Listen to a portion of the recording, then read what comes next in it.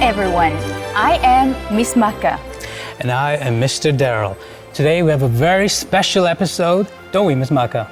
Oh yes, Mr. Deril. It's Christmas time, and of course we have a special episode for you. By a very special British author, Charles Dickens. Yes, and as you saw from the video, you can see that this is a story about magic, just as magical as the day itself. Santa has come early today. I feel magic in the air today. Of course, we can all feel that, and I do hope that you feel it too. This is a classic story, possibly the first story that set the Christmas legend, that set a lot of the traditions as well. Yes, we will look at it a bit later, but firstly, let's start with the vocabulary that we need today. Okay, well, let's have a look at the first word. As you can see, the first word is a carol. It's a noun, carol, carol. And that is a traditional song that is often sung at Christmas time. In Georgian, it is sashobao, simghera. Our next word is also a noun, and it is miser, miser, a miser. This is a person who is quite selfish and doesn't really care about other people and collects either wealth or money and stuff for himself. Kharbi. Our next word is an adjective, selfish, selfish, something you don't want to be at Christmas time. These are people who are only concerned about their own well-being, about themselves. Egoisti. Our next word is a noun, humbug. This might be a bit unusual for our listeners. Humbug, humbug. And this is when something is dishonest or slightly nonsensical, doesn't make any sense. And yes, you will find this word in the story a lot of times. So this is sisulele, tvalt maktsoba. Our next word is a verb, to re-evaluate, to re-evaluate. And this is when you change your mind on something, you change your first opinion and you develop a new opinion on something. Gadapaseba. Our next word is a verb, to redeem, to redeem. This is when you make up for something that you've done in the past, some mistake or something that you now correct somehow. Gamosqidwa. Our next word is afterlife. It's a noun, afterlife. Now this is life after death. It can be heaven or it can be hell. Yes, im kveqniuri. Saikio tshobreba. Okay, Mr. Deril, thank you very much. Now I think it's time for our first question. So in the story, people eat turkey to celebrate Christmas. What are some traditional Georgian Christmas dishes? One of the famous dishes in Georgia is gozinaqi, which is made of honey and nuts. Oh, thank you very much, and I love this dish. What about you, Mr. Deril? That does sound delicious, and I think I'd like to try it at your house sometime. Okay, but I cannot prepare it. Maybe my mother will help. Great. Thank you very much. So, let's start with the writer, the creator of this story, Charles Dickens, who was born in 1812 and died in 1870. He was a literary genius who created some of the most famous moments in English literature, one of which and many of which are described in this story. It's a commentary on social class in Victorian era England. And it's about the story of a rich man who doesn't care about the poor people and eventually changes his mind on it. Yes, and this book was so popular that Charles Dickens toured in many places in England and talked and gave lots of public speakings about the Christmas, about this book. So I think that if he was alive now, he would definitely give a very interesting public speech about Christmas. I agree. And there's a quality about the book. It's very theatrical. It's very, very showy, and it lends itself to TV, theater, songs, musicals, and so on. So it has been transformed many times into all of those formats. Yeah, one example we gave you from the very beginning of our today's program. Yes, we did. And now we have a second question for our audience. The question is, what is a popular Georgian Christmas tradition?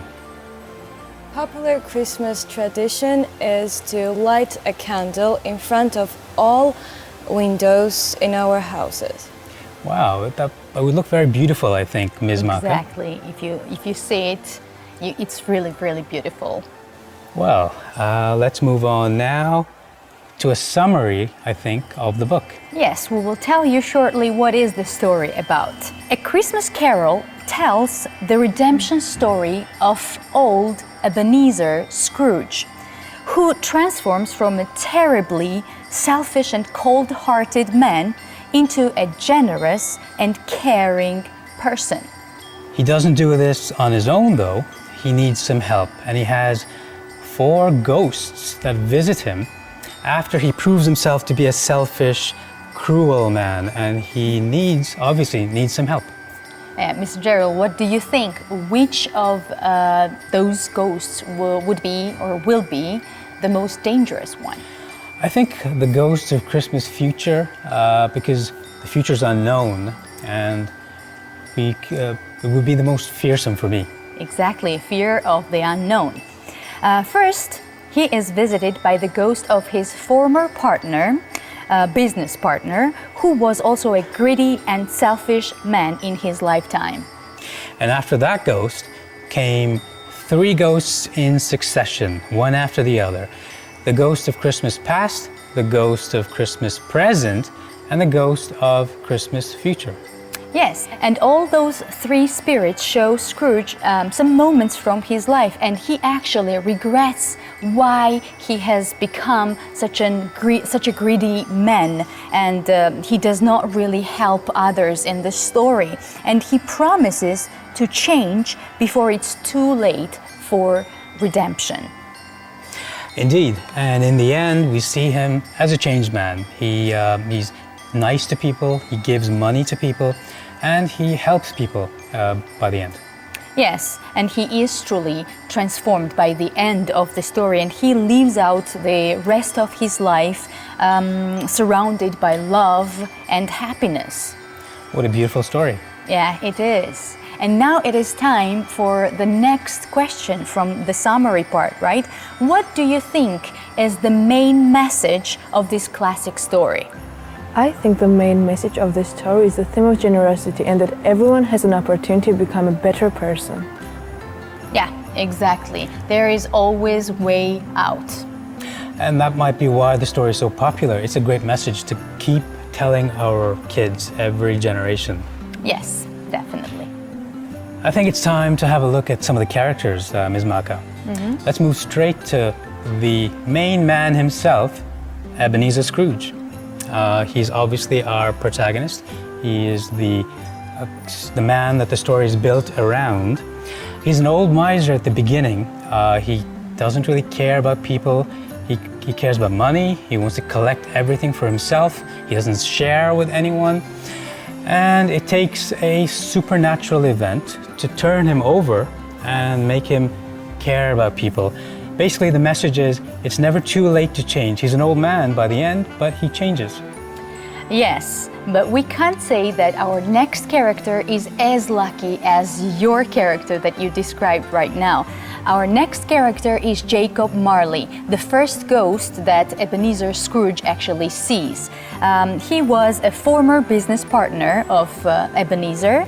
Also, he was a very selfish and greedy man, cursed to wander the earth with heavy chains made of the items that represents his love of wealth. He actually warns Ebenezer that he will be doomed to an even worse afterlife if he does not change his attitude, his lifestyle. Well done. we've got to move to the ghosts now, and they are, in their own way, main characters in this book as well, important characters. First off, the ghost of Christmas Past. He is the ghost that comes in and shows Scrooge his past, when he was warmer, when he had more love in his life. And he also shows him the regrets that he has built up over a lifetime. And a lot of sad moments as well. So we see Scrooge has got a bit of a sad and lonely life behind him. Yes, and our next character, and you can also see in the movie and in the book, is also one of the most terrifying one. This is the ghost of Christmas Present. He takes Scrooge around London, where people are celebrating Christmas and they are happy. So different from Scrooge himself, because he decided to spend Christmas alone, not to help others and not to celebrate this magical day. It also warns Scrooge to change his selfish attitude. Very good. Let's move to the last character now, the ghost of Christmas Future. And this ghost shows Scrooge his future, and he shows him his funeral. He's died. And he shows him the funeral where people gather to talk about his memory. And it shocks Scrooge greatly to see that people are happy that he died. And that makes him change himself something in his heart. Oh yes, Mr. Deril, I also think that this is the most interesting, and this is the turning point for Mr. Scrooge. Yes, very good. I'd like to ask our audience now this question. You've heard some of the characters we've talked about. Which of these three ghosts do you think had the biggest effect on Ebenezer Scrooge? I think the ghost of Christmas Future had the biggest effect because he showed Scrooge his own death and what would happen if he didn't change himself. And this affects person more than anything else. And the first two only showed about background of history. Very good answer. Ms. Maka, we'd probably all change the way we behave if we could see our own future. Definitely, of course. But I wouldn't say that I want to see it. You want to leave it as a surprise, you mean? Exactly. Very good. Okay, now it is time for the setting of the story. Firstly, let's talk about when the story happened. This is Christmas Eve, Victorian era. This is Dickens's own time. This book celebrates getting back to old traditions like caroling, while also popularizing new ones. In the story, you can say that it is the first time Christmas trees are put inside the houses. So we can say that this book started a new and very popular tradition of Christmas trees. For that reason alone, it's hugely important. Of course, definitely. And the Christmas setting of love, kindness, and so on, I think it's there to show even more strongly how Scrooge is a lot more cruel for the purposes of the story. Thank you very much. But where this story happens? The story happens in London, England. So London represents the economic and business side of other big cities in England. And this setting was chosen to show the parallels to Scrooge's initial cold, business-like personality. Christmas used to be more of a countryside celebration, and this book actually, for the first time, kind of pushed it as a city celebration. And this book, in fact, made it become more popular in cities as opposed to the countryside. So that's another interesting part. Exactly. And maybe at first we will see that London is a bit cold city in the book. As we said, it's more concentrated on businesses and economic growth. Later, we can, looking closer, we see the warmth of the city of London, which represents the change of the personality, Scrooge's personality as well. Very good. Now, should we move on to the main themes? Yeah, what are the main messages from the book? Obviously, there's a lot of messages in this book, but the ones that we focused on are transformation of a person and redemption as well. Now, as you know, at first, Scrooge is a two-dimensional character. He's a very simple person. He cares about money, and he doesn't care about anything else. And his only motivation is saving money. But through the transformative process of this Christmas, this magical Christmas night, he's forced to face his past and confront emotions that he had hid away from himself. Yeah, when we read this Christmas novella, we have to think about the Christian idea of redemption, which goes like this, that even the worst sinners may become good men. So, just as we see our main character, Scrooge, starts off terrible, but he redeems himself through the help of three ghosts, and finally he saves his soul. Very good. The other theme in this story, as well connected to redemption, is forgiveness. And we see that Scrooge is forgiven. This character in the novel is forgiven for his past actions and behaviors. And one of the things we learn is that it's never too late to change. And as well, you shouldn't be afraid to change. You can always be forgiven. This is a very hopeful story, right? Indeed. We have a question for the audience. Yeah, so we have read many Christmas stories, but this story gained a lot of popularity. So why did it find such great popularity? What do you think? First of all, it found popularity because it has a magic in the air. Excellent, yeah, and I think that's the magic of Christmas as well. We all want to believe in something, and Christmas expresses that really well. Of course, and this is a day where you can think about changing yourself, something that you don't like. Yes, very well said. I think it's time to maybe wrap up everything now, Ms. Maka. Yes. So, of course, we started with the writer, Charles Dickens, a great English writer. We explained a bit of the summary of the story, which, of course, you know, is about a mean old man who learns to forgive himself and becomes redeemed. Then we talked about the characters. This was Scrooge, his former partner, and the three ghosts that actually really helped him. Very good. And of course, we talked about the setting, which was in Victorian era London, and the time, Christmas Eve, December 24th. And the main message from the book that we have chosen for you was transformation and redemption. Great. Ms. Maka, I think we've got time for one more question. Yes, of course. I'd like to ask it. Well, what are three common New Year's resolutions that people make usually? Well, we're all used to familiar phrases which are I will work harder, I'll work more, and I'll help others I'll just volunteer others. But the actual answer is kind of different. It's a bit of a cliche to say that I'll work harder next year. The actual thing, whether you agree with me or not, is that you should make changes, whether it's positive or negative. You should make changes because the world is set in a way that changes happen everywhere. They occur every time, and that is how we live. And if you don't keep up with changes, you will be frozen in a snapshot of time, which is more painful than ever. So just make changes.